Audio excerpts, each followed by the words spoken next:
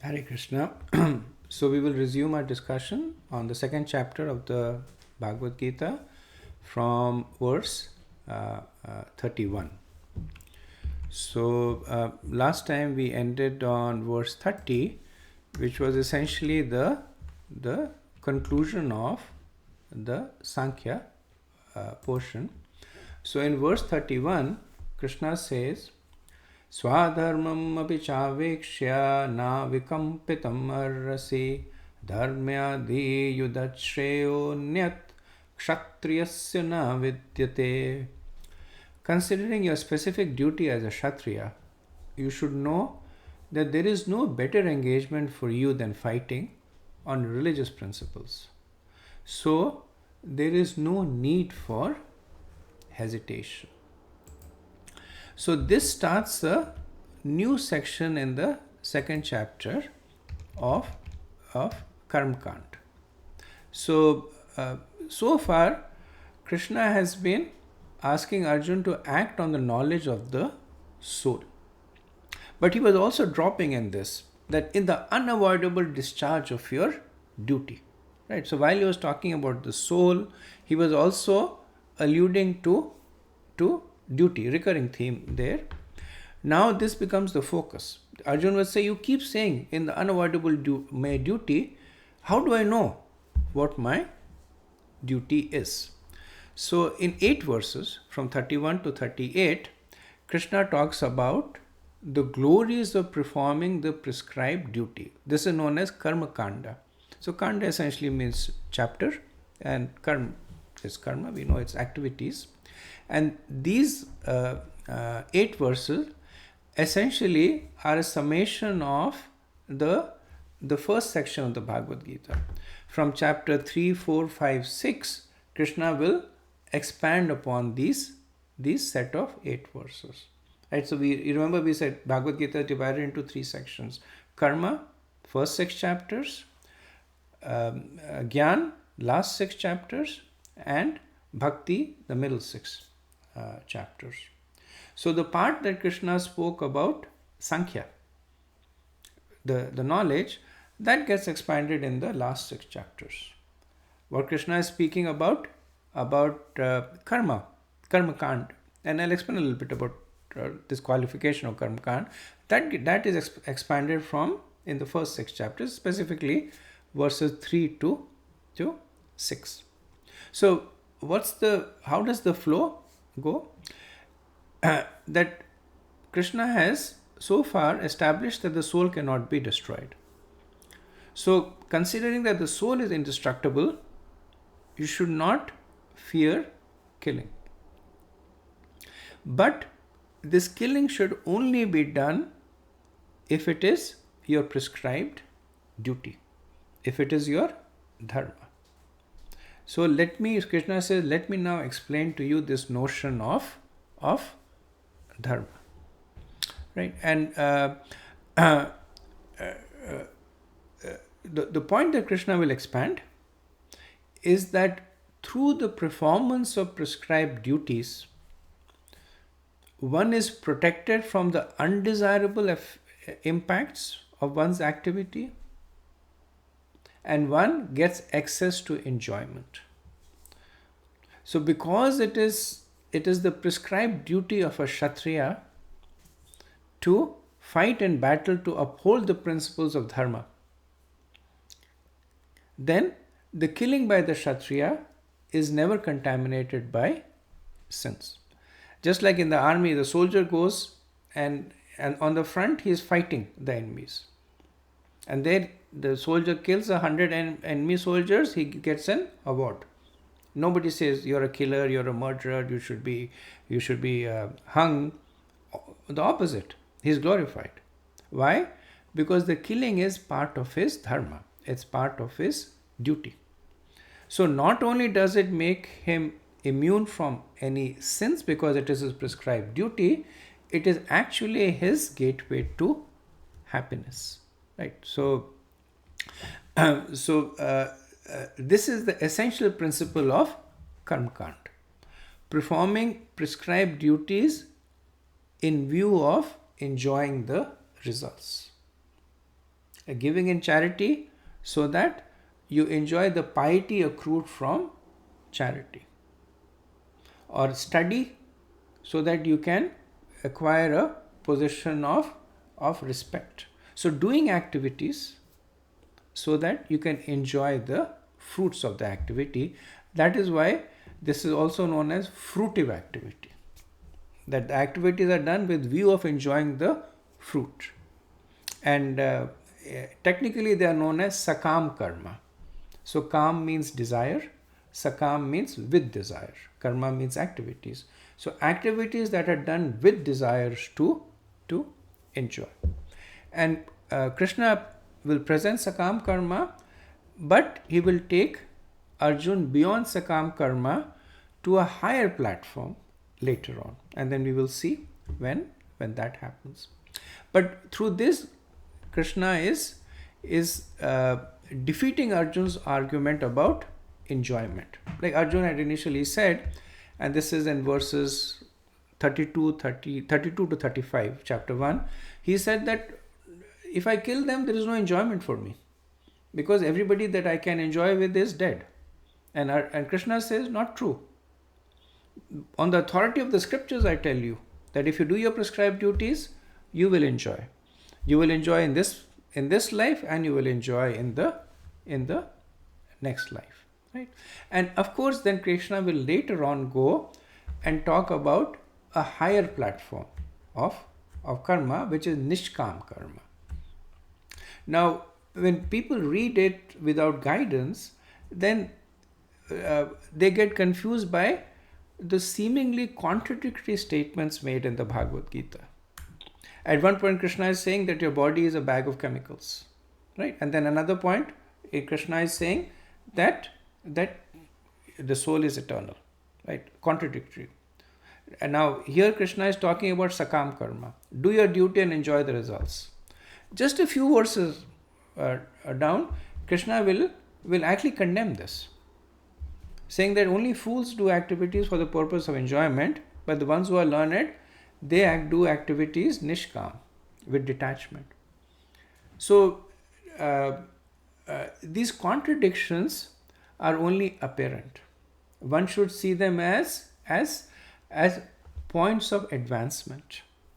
Prabhupada gives the example that the principles that are learned in an elementary school may be expanded in the secondary school, or they may be contradicted also. Right? And we know that the principles of conventional physics are contradicted by quantum physics. Some things that are explained for younger kids so that they can understand, they are later on, when one understands the deeper aspects of science, those principles are then negated. Right? So it's not that this is there to create confusion. It is there to build a pathway, to say that, okay, from this point now you can go to this point. It is also there to attract people with different conceptions. Right? So Krishna casts a very wide net. Right? Somebody was asking question that why do the Vedas present different philosophies? If the ultimate goal is bhakti, why doesn't the Vedas simply present bhakti and reject everything else? Because Krishna knows that not everybody will take to bhakti. But Krishna wants everybody to engage one way or the other. Right? So for those who cannot take to bhakti, Krishna presents gyan. For those who cannot take to gyan, Krishna presents karma. Right? So it's a way to engage people with different conceptions. So there is something for them to hang their hat on. Right? So this is an important aspect that we should keep in mind, because we will experience these contradictions, apparent contradictions, as we read the Bhagavad-gita. But we have to understand these contradictions are only apparent. They are actually stepping stones. And they are also conceptions for people with different propensities. Okay, so moving on to the next verse. Okay, verse 32. Yadrichaya chopapannam swargadwaram apavratam sukhina kshatriya partho labante yudamedrisham. O Partha, happy are the Kshatriyas to whom such fighting opportunities come unsought, opening for them the doors of the heavenly planets. Right? So once again, Krishna is emphasizing on the consequences of performing your prescribed duties. Right? So he says when these opportunities come unsought. So again, the point is being made that the Kshatriya says it's my duty to fight. It doesn't mean that he goes around picking fights with people. Right? It doesn't say, okay, I'm a Kshatriya, I'll beat you up, this is my duty. Right? Krishna says that it comes unsought, which means that in the inevitable confluence of circumstances, the Kshatriya is forced to fight. But when those circumstances manifest, it is the duty of Kshatriya to fight. If the Kshatriya goes away from the battle saying that I am a follower of non-violence and Om Shanti Shanti, that Kshatriya is condemned. But on the other hand, a warrior who is put in a situation that to protect dharma he has to fight, then Krishna is saying, happy are the Kshatriyas. Why are they happy? Because the doors of the heavenly planets are opened for them. Right? So now the glories of performing your prescribed duties are given. Right? The glories of karma kanda. Because it is a sakam karma. You do it with desires. So what is one of the glories? That you experience happiness in this life by performing your prescribed duties. And now Krishna extends that not only in this life, but in your next life also. Like Arjuna was concerned about two things, happiness and fear of sinful reactions. Happiness in this life and fear of sinful reactions falling down to hellish planets in the next life. Krishna is negating both of them, saying by following your prescribed duties, you will be happy in this life and you will also be happy in the next life, because you will be promoted to the heavenly kingdoms. Right? So Krishna uses yadra chaya chopapana. Cha means that it's used for emphasis. That certainly without effort. And without effort does not really mean that effortlessly, but it means that the circumstances are external. They are not created by the Kshatriya. It does not pick a fight or it does not create a circumstance to fight, but it is created because of, like in this case, Arjuna does not want to fight, but Duryodhana wants to fight. So he is that situation is created not because of the desires of Arjuna, but because of the machinations of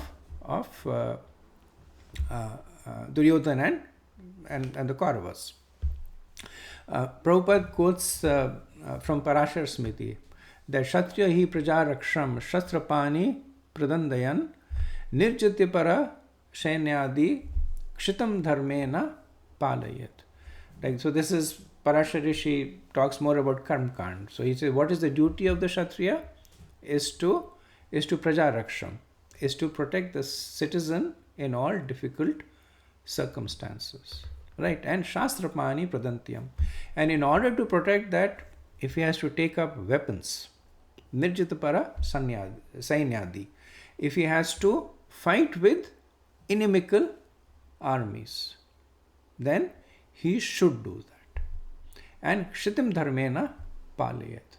That is that person's dharma, and he should follow that dharma. Right? So considering all the aspects, Krishna says, Arjun, you have no reasons to refrain from fighting. Okay. Moving on to the next verse. Okay, verse 33. Atha chetvam imam dharmyam sangramam na karishyasi tata swadharmam kirtim cha hitva papam avapsyasi. If, however, you do not perform your religious duty of fighting, then you will certainly incur sins for neglecting your duties, and thus lose your reputation as a fighter. So we see that Krishna does this thing, that he explains from many perspectives. Right? In the previous verse, he talked about the glory of following your prescribed duty, which in case of Arjuna is fighting on the principles of religion. Here is talking about the faults of not doing your prescribed duty. So in 4 verses, Krishna will describe the fault of not following dharma. Right? So he says that dharmayam samagramam. So samagramam means fighting. Dharmayam means that it is your kshatriya dharma. So he says, if you give up, samagram na karishyasi, that if you give up your duty of fighting, then akirtim cha. So akirtam means, kirti means fame, akirtam means infamy, that everybody will ridicule you. So Arjun was famous as a warrior. At different times he had fought with great warriors. He had fought with Indra, during the burning of the Khanda forest. He had fought with Lord Shiva, and he had pleased Lord Shiva. So there were so many things for which Arjun was famous, that alone he had faced entire armies, like Kirti. And now Krishna says, if you run away from this battle, akirtim cha, that all you will get is infamy, that the great warrior Arjun ran away from the battle. And then hitva papam avapsasi. So not only will you lose your reputation as a fighter, you will also incur sins. Right? So in Karma-kanda, Krishna said that by performing your prescribed duties, you will experience happiness in this life and you will be elevated to the heavenly kingdom.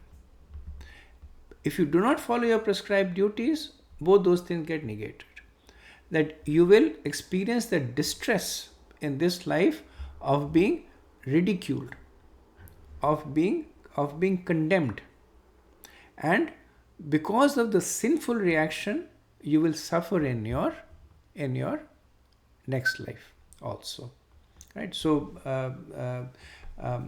Krishna is basically comprehensively explaining to Arjun the advantages of doing and the disadvantages of not doing. Okay, verse 34. Verse 34.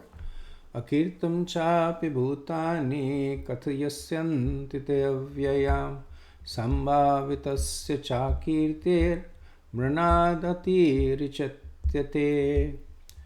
People will always speak of your infamy, and for a respectable person, dishonor is worse than death. So Krishna is expanding on the point that he made in the previous verse, that if you do not do your duty, then you will lose your fame. Right? And what is Krishna saying now? That kathiya santi te avyayam. So avyayam, you remember Krishna used it in the context of the soul. The soul is avyayam, it is indestructible, it is eternal. Now he is saying kathiya santi te avyayam, that people will speak of your dishonor forever. And even so, Mahabharata happened 5,000 years ago. To this day we talk about the honor of Arjuna, and the honor will be spoken for the time to come. But if Arjun had, Krishna is painting a gloomy picture to Arjun, that if you run away from the battle, your kirti will become akirti, that your fame will become ill fame or will become criticism, and it is not something that will come and go. It will be there forever. Right? So Krishna is also impinging on Arjun the gravity of the situation, right? And he says Mranad atrichyate, that for a respectable person, this is worse than death. Right? Arjun might say, fine, let them speak about me in bad words, I'll die. Why do I care? And Krishna says, no. For a respectable person, being criticized is actually worse than death, especially when the criticism will be forever. So Prabhupada says that if Arjun was to leave the battlefield even before the battle begins, then people will call him a coward. And better to die in the battle than to have this kind of infamy there. Okay, moving on to the next verse. Okay, verse 35. Bhayadrunad uparatam amshayante tvam maharatah yesham cha tvam bahumato bhutva yasasi lagavam. The great generals who have highly esteemed your name and fame will think that you have left the battlefield out of fear only, and thus they will consider you insignificant. Right? So we see that Krishna is expanding on the theme of akirti. So Arjun might say that why should I become infamous? I'm leaving the battle from a higher platform, from compassion, kindness, forgiveness. And Krishna is saying maybe, but the people that you're trying to protect, the great generals, right? So people like Drona and Bhishma and Duryodhan, right? So he calls them Maharatha. These are all Maharathis, great warriors. They are come there to protect their aspect of dharma.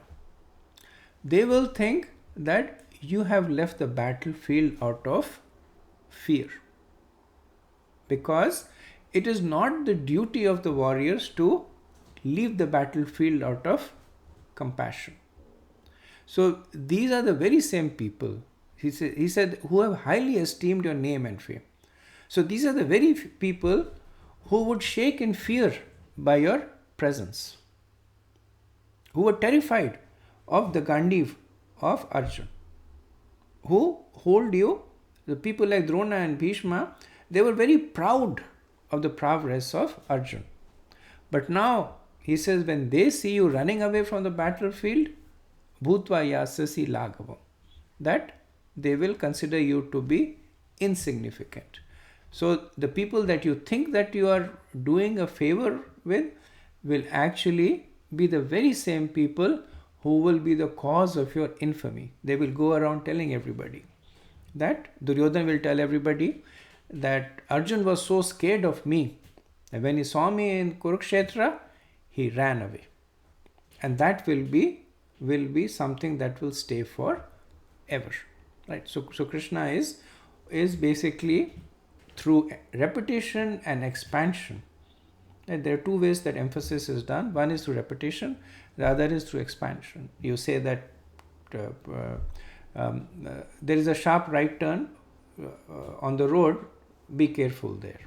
You can say that few times, and then you can expand on it all, so that the road goes, and then as soon as you see that white sign over there, right after that there will be a turn. And if you don't take that turn, you go down, there's a ditch over there, you'll fall into it. So by expansion, the point is emphasized. So here, by expanding the akirti part of not following your prescribed duties, Krishna is emphasizing the fact that it is not a recommended course of action. Next verse. Verse 36. Avachya vadamsa cha bahun vadishyanti tavahitah nindatastav samarthyam tato dukha taram nukim. Your enemies will describe you in many unkind words and scorn your ability. What could be more painful for you? So once again, repetition and expansion for emphasis. So Krishna is painting a real picture for Arjun. What happens if you run away from the battlefield. That those who were favorable to you, right? Previously, Krishna spoke about those who are favorable to Arjun, who considered that he is a great warrior, and they will ridicule you. They will think less of you. Now he is speaking about others. So previously it was people like Dronacharya and Bhishma who are favorable. Now he is speaking about people like Duryodhana and Dushasan who are inimical to Arjun. So they will also speak many unkind words and scorn your ability. So sometimes it is said that for people that are dear to me, if they criticize me, it's okay. But the criticism of the enemy, it sits heavy. Krishna is saying you will get both, from people who are friendly to you and people who are inimical to you. One thing interesting here is that here you see Krishna talking about the duality of respect and dishonor, happiness and distress to Arjun. And then very soon, Krishna will be talking about the glories of being indifferent to these dualities. Like Krishna will talk about equanimity, being equal to honor and dishonor, being undisturbed by happiness and distress. Right? So, how do we understand this? That just few verses before, Krishna was speaking about, he is trying to motivate Arjun by talking about this duality. That you do your duty, you'll be happy. You don't do your duty, you'll be unhappy. You do your duty, you'll be going to heavenly planets. Don't do your duty, you will fall to hellish planets. Do your duty, you will get fame. Don't do your duty, dishonor. Therefore, do your duty. So essentially, what Krishna is recommending Arjun to be anchored in this duality. And soon he will say that Arjun be indifferent to this duality. And this comes back to the point I earlier made, that these contradictions are only apparent. That Krishna is taking Arjun through various levels of advancement. And because chapter 2 is a synopsis of the Bhagavad-gita, we see these changes coming very quickly. A few verses later, a different concept is there, which get expanded into many, many verses. But it also helps us understand Bhagavad-gita in a wider perspective. That for those who are attached to material enjoyment, Krishna is saying that do your duty and enjoy. At the minimum, do your duty. Do not do sinful activities. Right? So for those who are obsessed with material enjoyment. But for those who are able to rise to a higher platform, Krishna says, for you, I have another medicine. What is that? Become indifferent to this duality. And then for those who can be even higher, Krishna has yet another prescription. Right? So we will see these nuances coming in. Okay, moving on to the next verse. Okay, verse 37. Hato va prapsasi swargam jitva va bhokshase mahim tasmaduteshta kaunteya yuddhaya kritanishchaya. O son of Kunti, either you will be killed on the battlefield and attain the heavenly planets, or you will conquer and enjoy the earthly kingdom. Therefore, get up with determination and fight. So this is essentially a summary verse where Krishna is summarizing what he has spoken to Arjun. He says that if you go into the battlefield, one of two things will happen. That you will be killed. Always and regardless of how brave the warrior is, there's a possibility. But the warrior might get killed. That's one option. And other option is that you win. If you get killed, because you are killed during the discharge of your prescribed duty, then Swargam, that you will attain the heavenly planets. You will enjoy in heaven.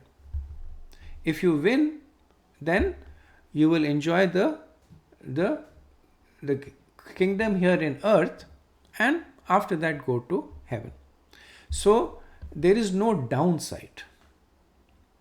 One way or the other, there is no downside in performing your prescribed duty, which in this case happens to be to fight. So this reverses Arjun's argument. So Arjun had specifically said that I would not care if I enjoyed an unrivaled kingdom on earth, right? And Krishna says no. If you enjoy the kingdom, if you win the kingdom, you will enjoy it and then go to heaven. If you lose, you go to heaven, right? And so he says, get up with determination. He says, Yuddhaya Krita Nishchaya. So we see that in the end of the first chapter, Arjun had sat down in despondence. He had let go of his bow and he said, Govinda, I will not fight.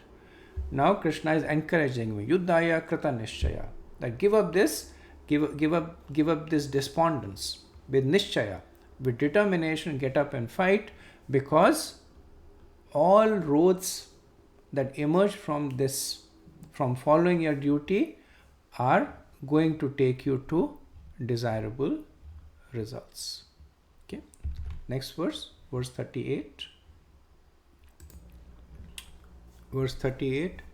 Sukha dukha samakritva labha labho jaya jayo tato yudhaya yujasva naivam papam avapsyasi. Do thou fight for the sake of fighting, without considering happiness or distress, loss or gain, victory or defeat. And by doing so, you shall never incur sin. So this is another turning point in the instructions by Krishna. So you see the contradiction over here, that previously Krishna was encouraging Arjun to seek happiness and avoid distress, to seek victory and avoid defeat. Now he is saying that without considering happiness or distress, loss or gain, labha labho, jaya jayo, right? These dualities, just fight because it is your duty. Now, again, when Prabhupada says do thou fight for the sake of fighting, it's not the conventional understanding that colloquial understanding, when you do something just for the sake of doing it, you're doing it externally. But here, contextually, what it means is fight because it is your duty. Right? So what Krishna is telling Arjun, fight because it is your duty, but now he changes the qualifying proposition, that without considering happiness, distress, loss, gain, or victory or defeat. And by doing so, you shall never incur sin. Now, Arjun might say that Krishna, in the previous set of verses, you have been saying that if I perform my prescribed duties, I will not incur sin. Right? Now you are saying that for me to not incur sin, I have to fight without these considerations of duality. So which is right, that or this? And this is where the nuances come in. That when one performs one's prescribed duties, then one is more or less immune to the sinful reactions of it. But there is some sinful reactions that do accrue because of the attachment to the fruits of the result there. So while acting vikarma, which is acting contrary to one's prescribed duties, is explicitly sinful. It is saturated with sin.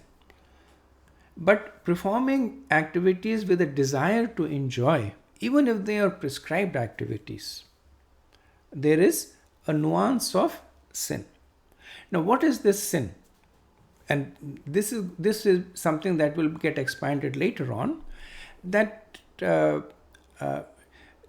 the desire to continue your existence in this material world is also considered to be sinful. Because remember, we made this point that the jiva actually is in it has deviated. So the jiva has fallen down to the material world. And doing actions that perpetuate one's existence in the material world are essentially supporting the original sin of falling down into the material world. Right? So the nuance changes now. Previous, the sins were material sins. The kind of sins that result in the person taking birth in lower species, falling to hellish planets. Here the sin is the activities that will continue to hold you in the material world. How to absolve oneself, how to become immune to that sin?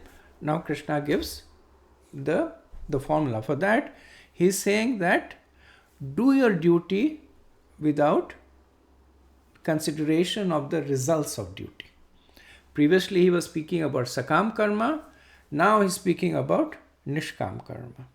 So Arjun had started on the platform of vikarma, saying that I will not do my duty. Right? So Krishna took him to the next level of sakam karma. Do your duty with a desire to enjoy. Now he's taking him to a higher platform of nishkam karma. Do your duty, but without any considerations of result. Right? So you see this elevation, that from vikarma to arthashastra, from arthashastra to dharmashastra, from dharmashastra to gyan shastra. So these kind of instructions of being above duality, they are coming from the platform of gyan shastra. And Krishna will later on take an Arjun to even higher levels of more exalted understanding. Right? So the state of equanimity while performing your prescribed duties will free the person of even the sin of existing in the material world. So then what does it result into? It results in liberation. Now Krishna is putting a higher goal. Earlier on, the goal to Arjun was you either enjoy your heavenly kingdom or either you enjoy your material kingdom or enjoy in heaven.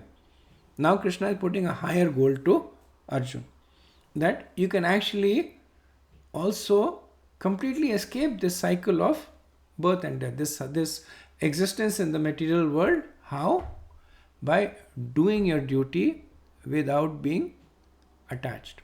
So this is an important verse because Krishna combines two seemingly contradictory approaches he had given to Arjun. Right? So he had introduced Arjun to the notion of the soul, that the soul is different from the body, that soul is eternal, transmigrates. So the whole notion of the soul he had given in verses 11 to 30, right?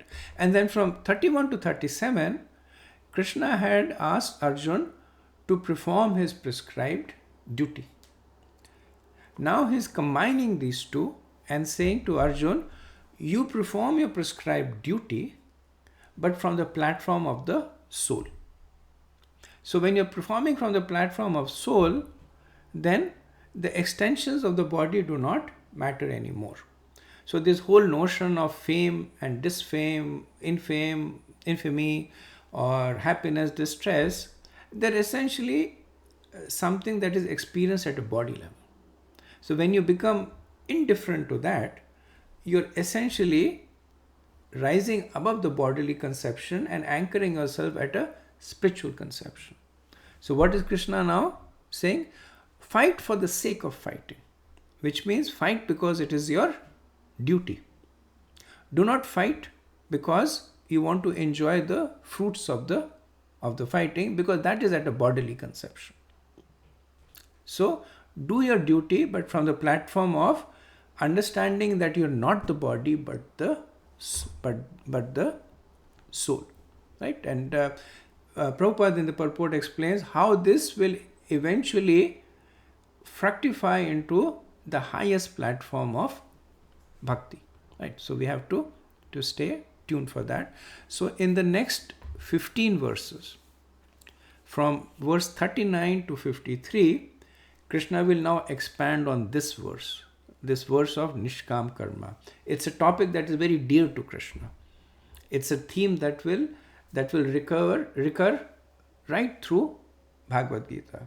This notion of acting without attachment to the fruits. He has laid the foundation of it in this verse. This is the seed verse. And in the next 15 verse, he will expand upon it. And in the rest of the Bhagavad-gita, he will further expand on it. So we will end over here. And next time we'll resume our discussion from verse 39.